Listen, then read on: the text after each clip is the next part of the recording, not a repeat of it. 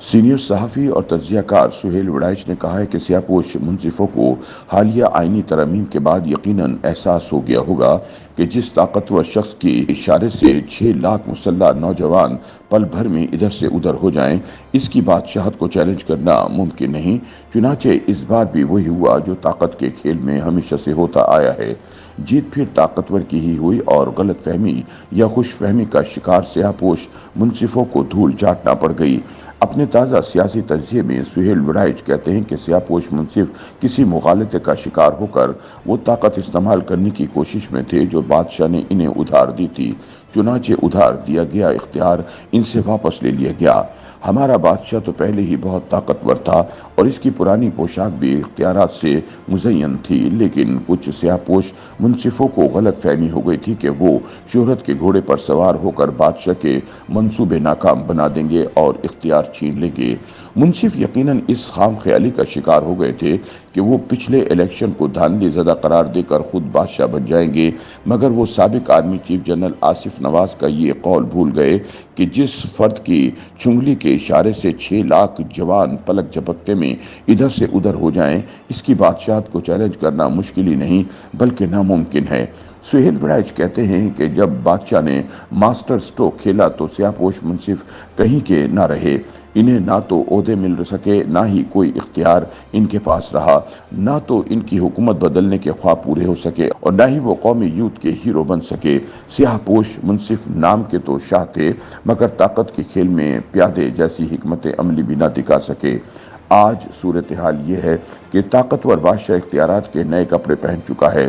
पहले इसे कभी अदलिया, कभी अपने घर और कभी कप्तान से खतरा महसूस होता था। ये सब इसकी बनाई हुई इमारत को तोड़ना चाहते थे, मगर अपना मास्टर स्ट्रोक खेलकर इसने सबको शिकस्त दे डाली।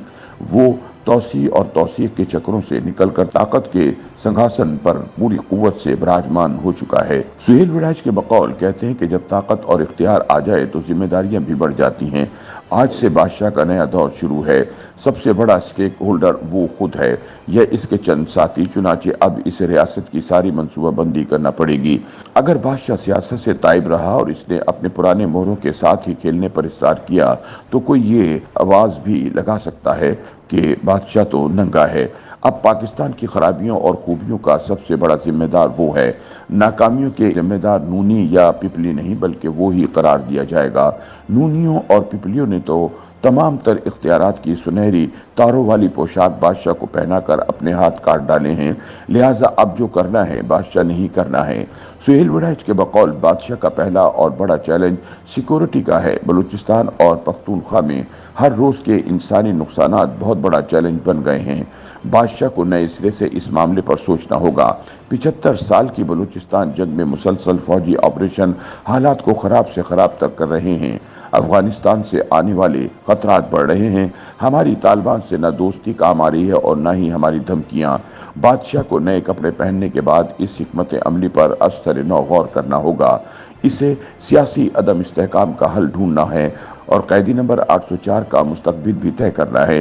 अगर अडियाला जेल का कैदी अपनी जमात को एक कौमी हुकूमत में शामिल करने पर तैयार हो जाए तो एक नया दौर शुरू हो सकता है।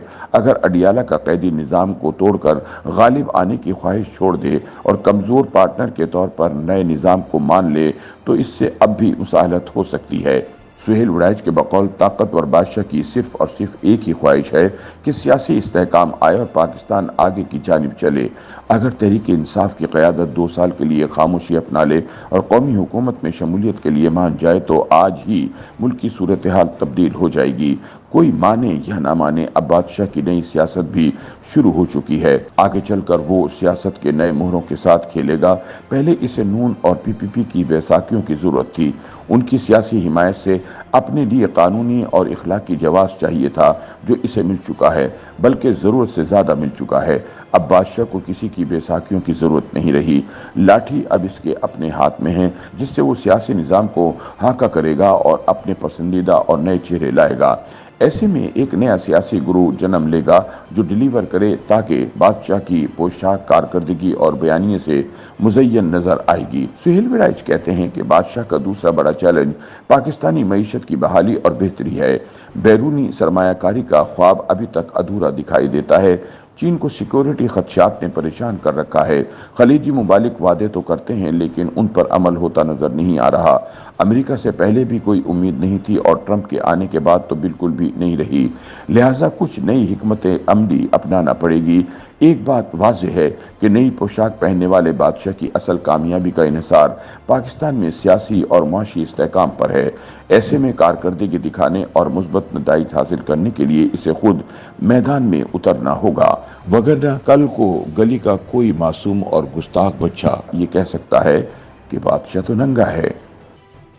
YouTube پر گوگلی نیوز دیکھنے کے لیے youtube.com کی سرچ بار میں googly news T V type کریں۔ گوگلی نیوز کے پیج پر سرخ رنگ کے سبسکرپشن والے بٹن پر کلک کرنا نہ بھولیے۔ YouTube پیج پر اپلوڈ ہونے والی ویڈیوز سے باخبر رہنے کے لیے بیل آئیکن پر کلک کیجیے۔ آپ کو ہر نئی ویڈیو کے بارے میں نوٹیفیکیشن موصول ہو جائے گا۔